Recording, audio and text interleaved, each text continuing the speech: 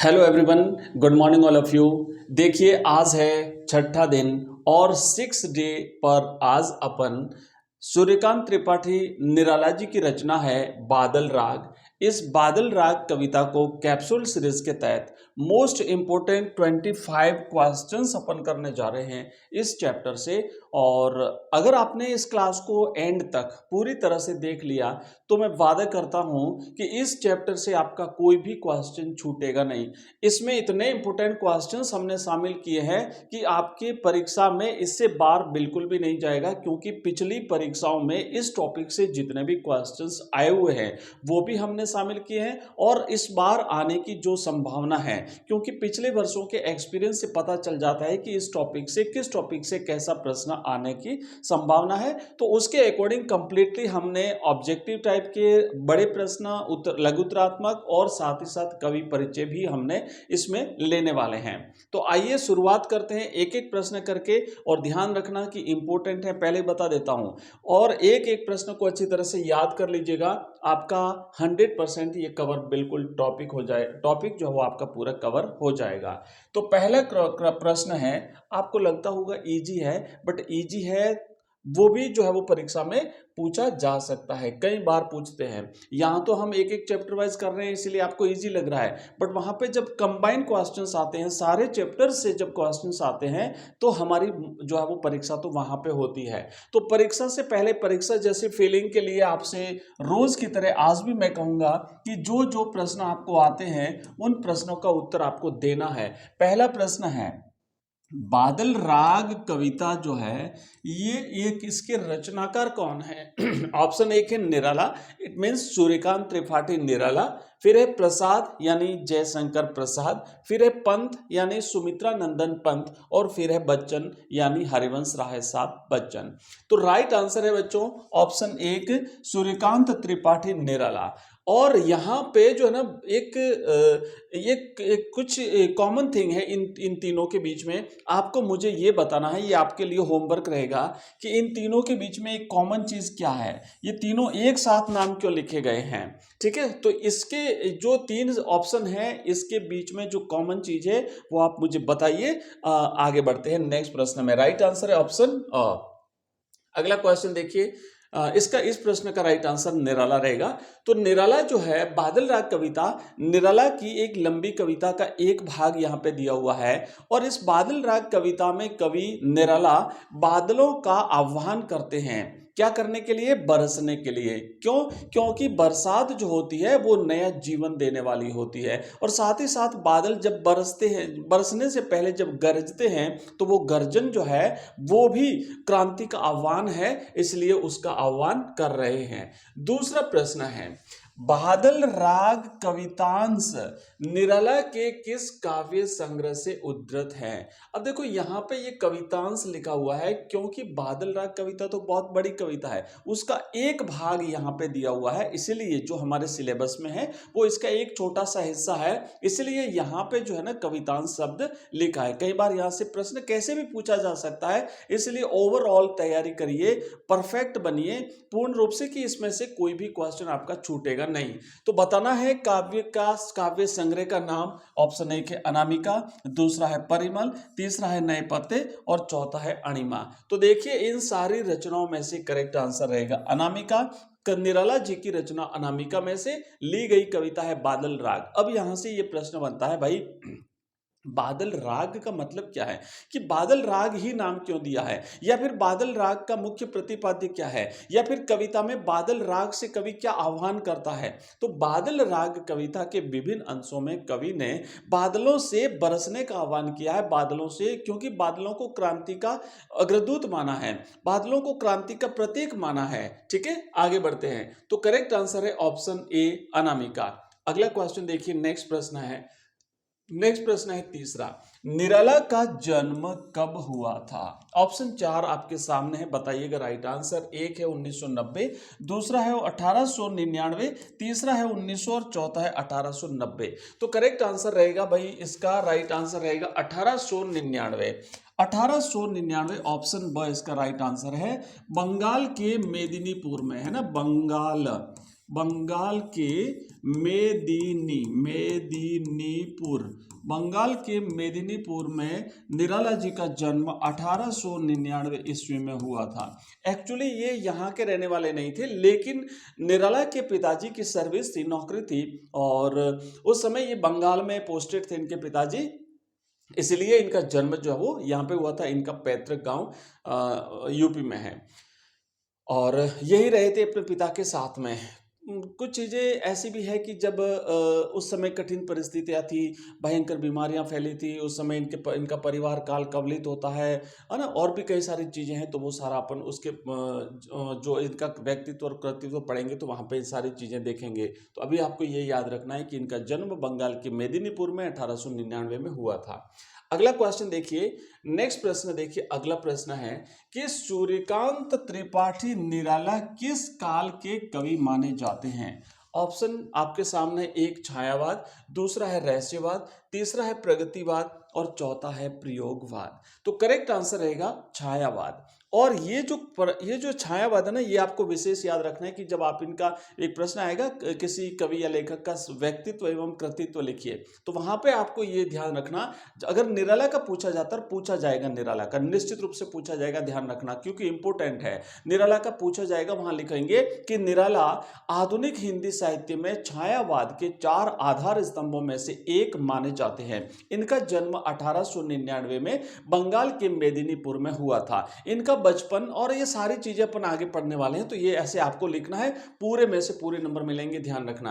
अभी मैंने जो पहला प्रश्न शुरू हुआ ना, पहला प्रश्न जो हमने किया था, वहां पे ये प्रश्न मैंने आपको कहा था कि भाई इन तीनों के बीच में एक कॉमन चीज है, एक समानता है। वो समानता क्या है? तो वो समानता यही थी कि वो पहले तीनों जो ऑप्शन थे उसमें जो तीनों कवि हैं वो तीनों ही छायावाद के आधार स्तंभ माने जाते हैं। वैसे छायावाद के 4 आधार स्तंभ हैं, उसमें से एक है निराला, सूर्यकांत त्रिपाठी निराला, दूसरे हैं पंत सुमित्रा नंदन पंत, और चौथे हैं प्रसाद यानी तीसरे हैं प्रसाद जयशंकर प्रसाद, और चौथे हैं महादेवी वर्मा।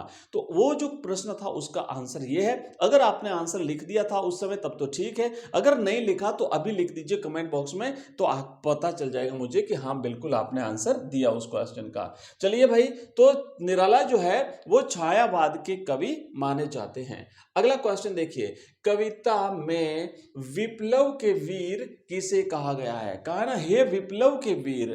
तो विप्लव के वीर यहाँ पे कविता में किसे कहा है भाई? पूंजीवादी लोगों को कहा है, बादलों को कहा है, गरीबों को कहा है, या फिर कोई नहीं? तो विप्लव के वीर यहाँ पे बादलों को कहा है, क्योंकि विप्लव का मतलब क्या होता है? विप्लव मैंने क्रांति, तो यहाँ पे क्रांति करने वाला वीर किसे कहा है? बादल को। ये वीर कौन है?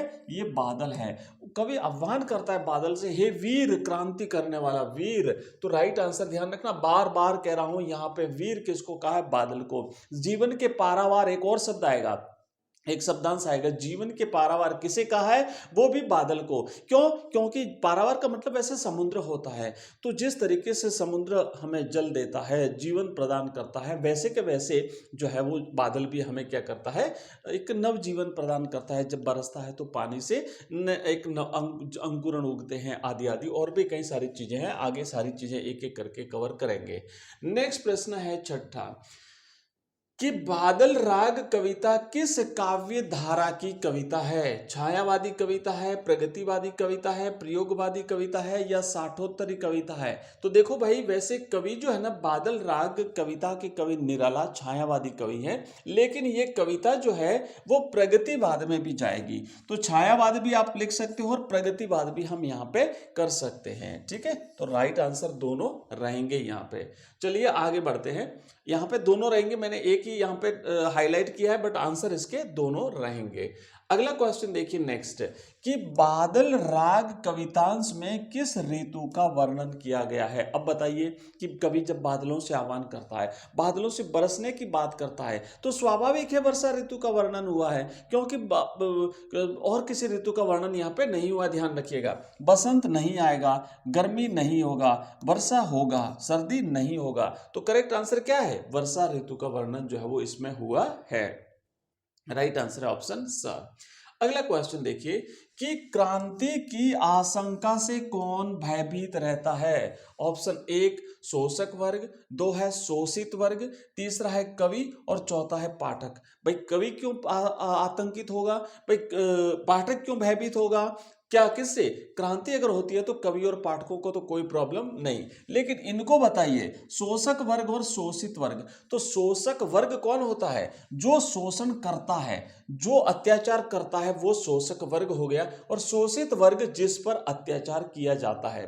तो अगर क्रांति होती है तो इस शोषक वर्ग को भयभीत होने की जरूरत है, शोषित वर्ग को कोई भी डर नहीं है, क्योंकि क्रांति भी तो इन्हीं के द्वारा की जाएगी। तो इसीलिए राइट आंसर क्या रहेगा? राइट आंसर रहेगा ऑप्शन अ, शोषक वर्ग को भयभीत होना है, क्योंकि नुकसान उन्हीं को होगा, क्योंकि क्रांति जो है वो इन लोगों के द्वारा होगी तो परेशानी उनको ही होगी। बच्चों ये जो क्वेश्चंस कर रहे हैं ना, इसकी पूरी 2000 प्रश्नों की सीरीज है अपनी। 2000 प्रश्न इस तरीके से हमने चैप्टर वाइज भी हैं, कंबाइंड भी है, सारे टॉपिक्स को मिला करके लिए हैं, जिसमें ग्रामर भी ली हुई है, गद्य पाठ भी है, पद्य भाग भी है, काव्य जो भी है, सारी हिंदी कंपलसरी के टोटल 2000 प्रश्न उत्तरों की सीरीज। और ये प्रश्न उत्तर जो है ना, ये अपना ऐप है, उस ऐप में आपको एक कोर्स मिलेगा 2000 प्रश्न उत्तर की सीरीज करके, वहां से आप ले सकते हैं। और ऐप का नाम है एजुकेशन राइज। मैं यहाँ पे लिख देता हूँ एजुकेशन राइज, RISE। ये जो लोगो देख रहे हो ना आप लोग, ये जो लोगो देख रहे हो, ऐसा लोगो आपको मिलेगा प्ले स्टोर से। आप एजुकेशन राइज लिख करके इसे डाउनलोड कर सकते हैं। अगर आपको सर्च करना नहीं आता है तो ये नंबर है, इस नंबर पे आप मुझे मैसेज कर सकते हैं, व्हाट्सएप मैसेज मुझे भेजिएगा, हाय हेलो लिख करके कुछ भी भेजेंगे तो आपको हमारे लिंक मिल जाएंगे, सारे लिंक, व्हाट्सएप ग्रुप का लिंक, टेलीग्राम चैनल का लिंक, हमारे इस ऐप का लिंक, हमारी जितनी भी प्लेलिस्ट हैं, जितने भी कोर्सेज हैं, उन सब का लिंक भी आपको मिल जाएगा। चलिए आगे बढ़ते हैं नेक्स्ट क्वेश्चन की तरफ। और अगला क्वेश्चन है कि भाई आधुनिक हिंदी में मुक्त छंद के प्रणेता कौन माने जाते हैं? प्रणेता या फिर प्रवर्तक भी हम कह सकते हैं। तो ये प्रश्न जो है ना, प्रवर्तक, ये प्रश्न पहले भी परीक्षा में पूछा गया है, बोर्ड परीक्षा में पूछा गया है। बहुत सारे बच्चे इसे गलत करके आए थे, लेकिन आप लोगों को गलत नहीं करना है। याद रखना कि मुक्त छंद के प्रवर्तक निराला माने जाते हैं। जिस तरीके से हमने पढ़ा, हरिवंश राय बच्चन साहब हिंदी में हालावाद के प्रवर्तक माने जाते हैं, वो भी इंपॉर्टेंट है, वो भी पूछा जा सकता है। और निराला मुक्त छंद के प्रवर्तक माने जाते हैं। देखो छंद होते हैं ना, छंद आपने जो कि हिंदी साहित्य में एक टॉपिक होता है। अब आप पूछोगे सर ये मुक्त छंद क्या होता है, मैं आज परमानेंटली याद करा देता हूं कि छंद जो है ना, एक जैसे आपने छंद, अलंकार, रस आदि नाम सुना होगा। तो एक छंद जो होता है, छंद में क्या होता है कि इसमें यति, गति, वर्ण, मात्रा और तुक आदि का ध्यान रख करके जिन काव्य पंक्तियों के आधार पर जो काव्य का निर्माण किया जाता है वो छंद कहलाता है। मतलब इसमें वर्णों का ध्यान रखा जाता है, इसमें मात्रा का ध्यान रखा जाता है, इसमें जो है वो यति का ध्यान रखा जाता है। यति मैंने हल्का सा विराम, जहाँ पे वाक्य के बीच में रुकते हैं, यहाँ पे गति का ध्यान रखा जाता है। और वाक्य के जो पंक्तियां होती है, पंक्तियों के अंत में जो एक लय होता है उसको तुक कहते हैं। तो उसका ध्यान रख करके जब काव्य रचना की जाती है तो वो छंद कहलाती है। और ये छंद जो है वो दो प्रकार का होता है, एक होता है मात्रिक छंद और एक होता है वर्णिक छंद। वर्णिक और मात्रिक को फिर 3 भागों में डिवाइड करते हैं, ठीक है।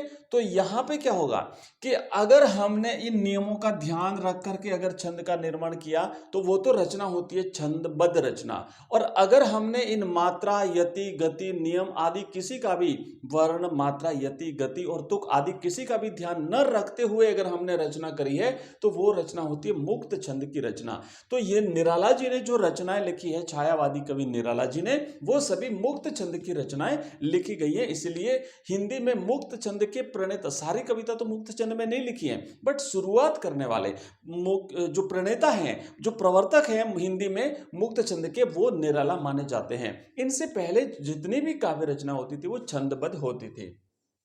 आगे बढ़ते हैं, नेक्स्ट प्रश्न देखिए, राइट आंसर रहेगा निराला। अगला क्वेश्चन है कि बादल राग कविता में बादल किसका प्रतीक है? ऑप्शन 1 है शोषक वर्ग का, दूसरा है शोषित वर्ग का, तीसरा है शांति का, या चौथा है क्रांति का। तो भाई बादल शोषक वर्ग का बिल्कुल प्रतिनिधित्व नहीं करता है, शोषित का भी नहीं करता है, शांति का प्रतीक तो बिल्कुल भी नहीं है, ये तो क्रांति का प्रतीक है। बादल को इसलिए तो कहा ना विप्लव के वीर, विप्लव का मतलब क्या, क्रांति, क्रांति करने वाला।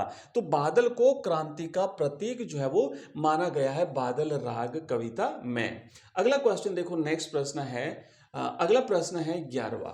यह तेरी रणतरी, यहां रणतरी से क्या तात्पर्य है। देखो रण का मतलब होता है बच्चों युद्ध, है ना, रण का मतलब होता है रण क्षेत्र, युद्ध क्षेत्र, तो युद्ध होता है, और तरी का मतलब होता है नौका, तरी का मतलब होता है नौका। तो बताइए रणतरी कौन है, रणतरी किसे कहा गया है। धन से भरी हुई नौका, सुंदर नौका, युद्ध की नौका, या कोई नहीं। तो रण का मतलब युद्ध, तरी मैंने नौका, तो वही सीधा सीधा हो गया युद्ध की नौका।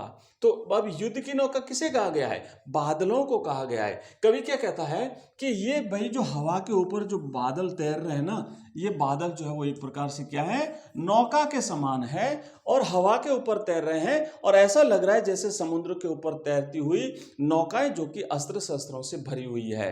तो इसी तरीके से बादल जो हवा रूपी समुद्र के ऊपर तैर रहे हैं, ये युद्ध रूपी नौकाएं जो है वो हैं। अगला क्वेश्चन देखिए, नेक्स्ट है 12वां प्रश्न। क्या कहता है कवि कि हंसते हैं छोटे पौधे लघु भार। पंक्ति में छोटे पौधे किसे कहा गया है।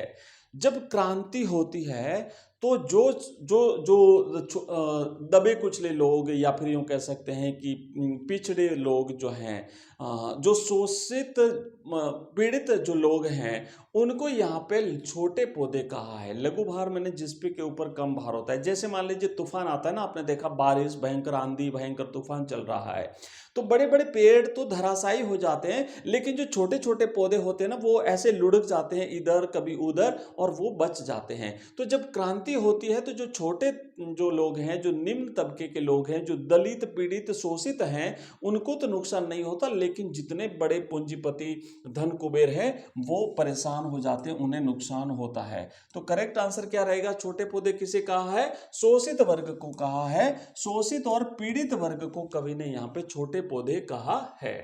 अगला क्वेश्चन देखिए, नेक्स्ट है 13वां प्रश्न। क्या कहा है यहाँ पे कवि ने कि बादल राग कविता में सुख को कैसा बताया है। तो पहली पंक्ति जो है अपनी इस काव्यांश की, उसमें कवि ने कहा है कि अस्थिर सुख पर दुख की काली छाया।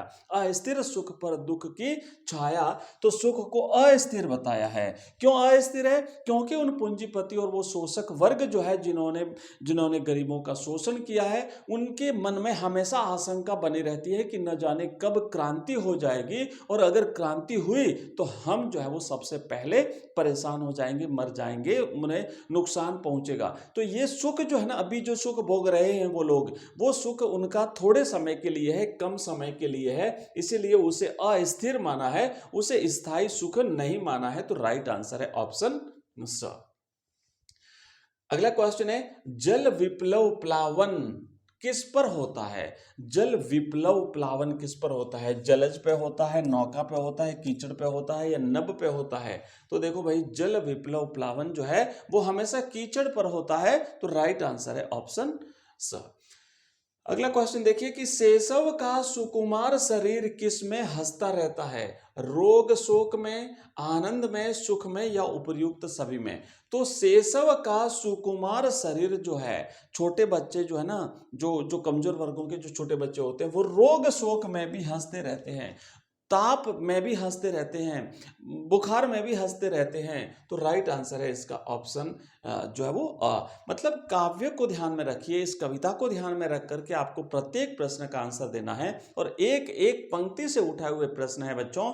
आपको ये सारे प्रश्न याद कर लो, बहुत हेल्प करेंगे एग्जाम में, और इतनी बढ़िया तैयारी करके जाओ कि एक भी क्वेश्चन ऐसा नहीं हो कि आप ये नहीं कहोगे सर मेरे को ये नहीं आता था। और फिर हमारा टारगेट क्या है, 100 आउट ऑफ 100 हमारा टारगेट है कि 100 में से 100 नंबर आपको लाने हैं। कैसे लाएंगे कि 80 नंबर का पेपर होगा, आप 80 लाएंगे और 20 अगर आपके 17 अंक गए हैं तो आपके 80 में से 80 हो गए और अगली बार आपकी कॉपी बोर्ड जो है वो बच्चों को दिखाएगा टॉपर स्टूडेंट के रूप में। अगर हिम्मत है ना आप में तो निश्चित रूप से आप कर सकते हो। यू कैन डू इट, आपको कहना पड़ेगा आई कैन डू इट। तो निश्चित रूप से आप कर सकते हो, इसीलिए बहुत कम समय बचा है, हिम्मत रखिए। अगर कई बार जैसे मायूस हो जाते हैं आप लोग, कई बार ऐसा होता है ना कि बहुत टफ है, चीजें समझ में नहीं आती, आप उस टॉपिक को थोड़ी देर के लिए छोड़ दीजिए, कुछ नया टॉपिक लीजिए, दूसरा सब्जेक्ट लीजिए, उस सब्जेक्ट को पढ़िए और जब फ्रेश माइंड होते हैं, जब जल्दी उठते हैं मॉर्निंग में, तो जो टॉपिक आपको डिफिकल्ट लगता है, जो चीज आपको समझ में नहीं आती, उस चीज को लगातार पढ़ते रहिए, बिल्कुल समझ में आ जाएगा। वैसे हिंदी कंपलसरी के साथ तो इस प्रकार की समस्या नहीं होनी चाहिए,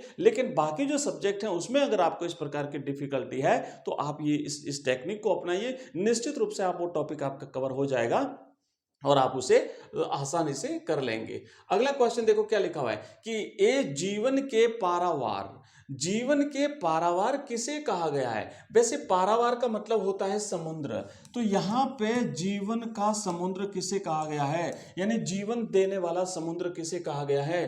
भाई समुद्र को कहा है, बादलों को कहा है, आसमान को कहा है या फिर धरती को कहा है। तो देखो यहां पे तो कुछ भी पूछा जाने कि ये किसको कहा है, जैसे विप्लव के वीर, जैसे जीवन के पारावार, तो ये सब कुछ बादलों को ही कहा गया है। तो करेक्ट आंसर रहेगा इसका ऑप्शन ब।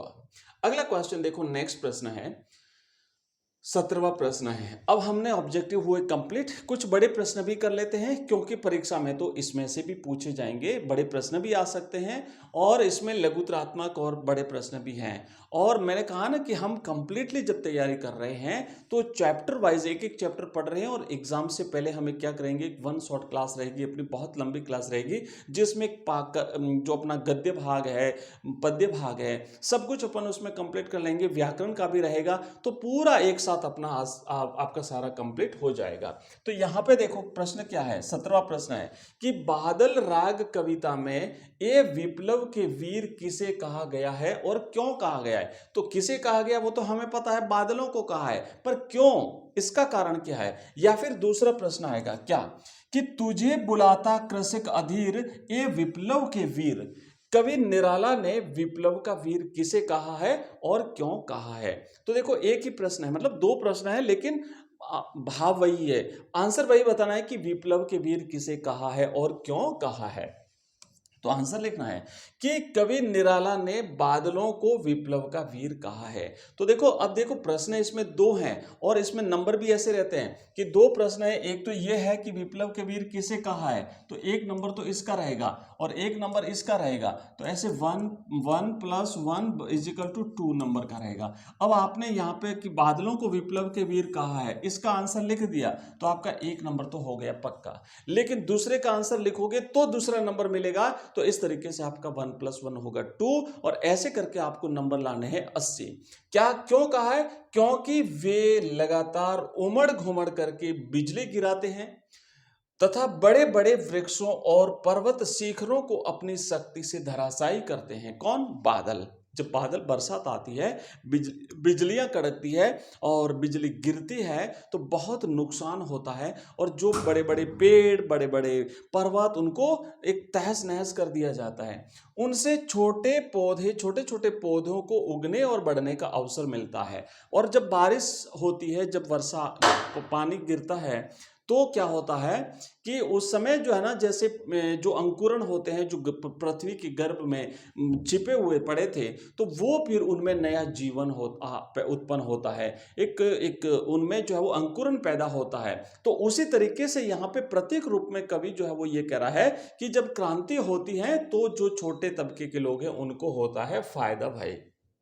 अगला प्रश्न देखिए, नेक्स्ट 18वां क्वेश्चन क्या है कि विप्लवी बादल की युद्ध नौका की क्या विशेषताएं बताई गई हैं। विप्लवी बादल माने क्रांति करने वाला बादल, और क्रांति करने वाले बादल की जब नौकाएं वहां पे कवि ने बताया है बादलों को, तो उसकी क्या क्या विशेषता है। तो कवि क्या कहता है कि विप्लवी बादल की युद्ध नौका पवन रूपी सागर पर तैरती है। पहले तो कहा ना कि तिरती है समीर सागर पर, तिरती है समीर सागर पर, समीर मैंने हवा, तो हवा रूपी समुद्र पर ये नौकाएं जो है वो क्या कर रही है भाई, तैर रही हैं। तो ये नौकाएं जो है वो इस हवा रूपी समुद्र पर तैर रही हैं। तो पहले तो है कि सागर, पवन रूपी सागर पर तैरती हैं। फिर शोषित वर्ग की आशाओं और आकांक्षाओं रूपी सामग्री से भरी हुई हैं। मतलब जैसे नौकाएं, युद्ध रूपी नौकाएं अस्त्र शस्त्रों से भरी हुई रहती हैं, तो उसी तरीके से ये जो नौका है ना, मतलब ये जो बादल है, जैसे ही आसमान में बादल दिखे तो ये लोग जो है, शोषित वर्ग जो है, पीड़ित वर्ग जो है, उनमें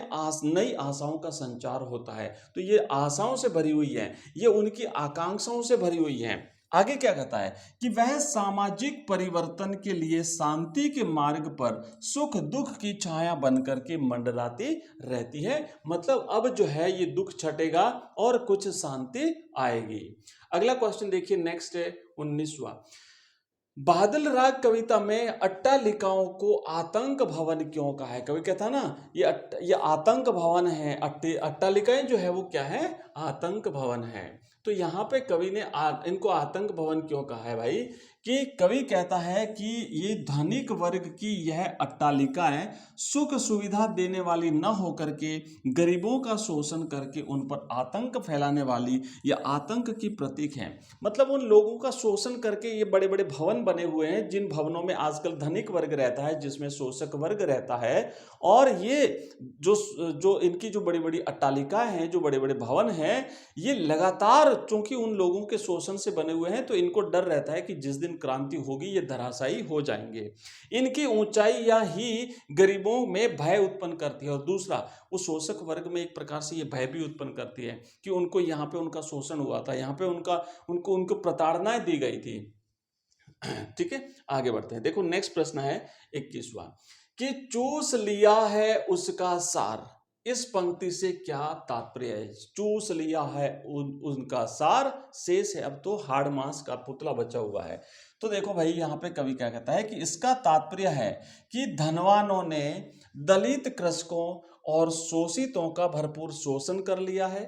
उन्होंने गरीबों के सुख चैन, शारीरिक शक्ति, आशा आकांक्षाओं आदि सभी का सार चूस लिया है। शोषण होने से गरीबों के पास अब कुछ भी नहीं बचा है, केवल हाड़ मांस का पुतला बचा है। तो इसीलिए कवि ने यहाँ पे ये पंक्ति कही है। अगला क्वेश्चन देखिए, नेक्स्ट है 22वां प्रश्न कि तुझे बुलाता कृषक अधीर ये विप्लव के वीर। कवि निराला ने यहाँ विप्लव के वीर किसे कहा, क्यों कहा है? तो इस क्वेश्चन को हम कर चुके हैं। बादलों को कहा है, क्यों कहा है? क्योंकि ये जो है वो क्रांति करने वाला है। ये सारी चीजें हम पहले ही पढ़ चुके हैं। अगला क्वेश्चन देखिए, नेक्स्ट है 23वां। निराला की बादल राग कविता का प्रतिपाद्य स्पष्ट कीजिए। भाई, इस कविता के माध्यम से आखिरकार कवि क्या कहना क्या चाहता है? तो देखो कि निराला की बादल राग कविता का प्रतिपाद्य है शोषित पीड़ित कृषकों श्रमिकों के जीवन में परिवर्तन लाने और सामाजिक क्रांति के द्वारा पूंजीपतियों के शोषित आचरण का विरोध करना है। तो समझ में आया ना कि जो शोषक वर्ग हैं उनको उनके शोषण से उस शोषित वर्ग को मुक्ति दिलाना, पीड़ित वर्ग को मुक्ति दिलाना, सामाजिक न्याय, सामाजिक समानता का भाव पैदा करना, इसमें सामाजिक क्रांति और बदलाव का संदेश जो है वो दिया गया है। नेक्स्ट क्वेश्चन देखिए, 24वां प्रश्न है कि ए जीवन के पारावार। बादल के लिए ऐसा क्यों कहा है? उसे जीवन का समुद्र क्यों बताया है? तो देखो भाई, बादल समय समय पर जल वर्षण करके संसार को नव जीवन प्रदान करता है, सभी प्राणियों के जीवन रूपी सागर का पोषण संवर्धन करता है। इसी विशेषता के कारण बादल को जीवन का पारावार कहा गया है, अर्थात जीवन दान देने वाला समुद्र कहा गया है। और अंतिम प्रश्न है आज की हमारे इस क्लास का, वो है कवि परिचय। कवि सूर्यकांत त्रिपाठी निराला के व्यक्तित्व एवं कृतित्व पर पूर्ण प्रकाश डालिए। तो इसी प्रकार का प्रश्न आएगा हिंदी कंपलसरी में, व्यक्तित्व और कृतित्व। तो देखो मैं बता देता हूं कि भाई सूर्यकांत त्रिपाठी निराला, सबसे पहले व्यक्तित्व की बात करेंगे, उनका जन्म, उनका बचपन, ये सारी चीजें, ठीक है ना। तो निराला का जन्म 1899 में बंगाल के मेदिनीपुर में हुआ था। उन्होंने स्कूल शिक्षा अधिक प्राप्त नहीं की, लेकिन स्वाध्याय से अनेक भाषाओं का ज्ञान प्राप्त किया था। कविता को नया स्वर देने वाले निराला छायावाद के कवि हैं।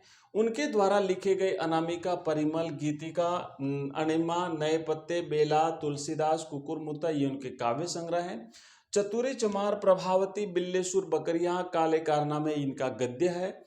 समन्वय मतवाला पत्रिका का संपादन भी इन्होंने किया था। मुक्त छंद की रचना करने वाले कवि काव्य, विषय और युग की सीमाओं का भी अतिक्रमण करते हैं। साहित्यिक सेवा करते हुए 1961 में जो है वो इलाहाबाद में इनका देहांत हो जाता है। तो ये निराला का है भाई, हमने इनकी कविता बादल राग, इस बादल राग के जितने भी क्वेश्चन आंसर्स थे वो सारे हमने इसमें किए हैं। और मैं आशा करता हूं कि अगर आपने इस क्लास को ढंग से सुना है, पूरी की पूरी क्लास अगर आपने देखी है, तो निश्चित रूप से एग्जाम में आपको और किसी हेल्प की मदद नहीं, एग्जाम से पहले चीजें देखने की आवश्यकता नहीं रहेगी। वैसे मैं ये कंप्लीटली आपका जो वन शॉट अपनी क्लास रहेगी पूरी बुक की वो अवेलेबल करवा दूंगा, ठीक है।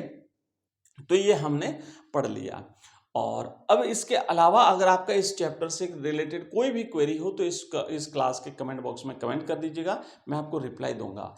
आपसे रिक्वेस्ट है कि इस क्लास को लाइक किए बिना मत जाना। जिसने भी इस क्लास को देखा है एंड तक, प्लीज लाइक जरूर करिएगा, अपने दोस्तों के साथ इसे शेयर करिए ताकि वो बच्चे भी पढ़ सकें। और इसी तरीके से अपनी बाकी जो क्लासेस हैं वो रेगुलरली आपको मिलेगी। जैसे मैं आपको बता देता हूँ हमारी जो सारी क्लासेस आती हैं कि सबसे पहले तो मॉर्निंग में अपनी ये हिंदी कंपलसरी की क्लास आती है जिसकी टाइमिंग है 5:30 बजे। तो 5:30 बजे यानी 5:30 बजे जो है ना, अर्ली इन द मॉर्निंग, ये AM है। तो ये अपनी 5:30 बजे की हिंदी अनिवार्य की क्लास रहती है। उसके बाद अपने 7 बजे सुबह की जो है वो इंग्लिश की क्लास रहती है। शाम को 6:30 बजे से लेकर 6:30 बजे तक आपको हिंदी साहित्य या फिर इतिहास, दोनों में से कोई एक क्लास मिलती है ना, इतिहास या हिंदी साहित्य दोनों में से एक क्लास मिलेगी। इसके अलावा अपनी दूसरी जो नेक्स्ट क्लास रहेगी 7 बजे शाम को, ये लाइव क्लास रहेगी पॉलिटिकल साइंस, राजनीति विज्ञान की। और इसी तरीके से हमारे 8:30 बजे जो क्लास होती है वो क्लास अपनी रहेगी भाई ज्योग्राफी की, ठीक है। तो इस तरीके से अपनी ये क्लासें रहती हैं, ये पूरा टाइमिंग है, आप लोग नोट कर लीजिए। इसी टाइम पे आपको फिक्स टाइम पे मिलेगी सारी क्लासें। इसी तरीके से हम लगातार बोर्ड एग्जाम्स तक आपके साथ बने हुए हैं, लगातार आपकी हेल्प कर रहे हैं। आपसे रिक्वेस्ट रहेगा कि आप भी क्लासेस को ज़्यादा से ज़्यादा शेयर करें, लाइक भी करें। चैनल को अगर आपने अभी तक सब्सक्राइब नहीं किया तो जरूर करें। हमारा नंबर नोट कर लीजिए, आप अगर नोट करना चाहें तो नंबर है 9079622989। हमारा ऐप है, अगर ज़्यादा आप कोर्सेज चाहते हैं, नोट्स चाहते हैं, प्रश्न उत्तर की सीरीज चाहते हैं, ऑनलाइन टेस्ट अगर आप देना चाहते हैं तो अपना ऐप डाउनलोड कर लीजिए। ये यहाँ पे जो आप देख रहे हो ना, ये जो लोगो आपको दिखाई दे रहा है, ये लोगो है अपनी ऐप का, जहाँ पे आपको ऑनलाइन टेस्ट मिलेंगे, स्मार्ट ई नोट्स मिलेंगे, वीडियो लेक्चर्स मिलेंगे। इस लोगो को आप ध्यान में रखिएगा। और नाम है एजुकेशन राइज, जैसे यहाँ पे लिखा हुआ है। इस ऐप को आप प्ले स्टोर से डाउनलोड कर सकते हैं। तो आज की क्लास में बस इतना ही, मिलते हैं फिर नेक्स्ट क्लास में। तब तक के लिए जय हिंद, जय भारत।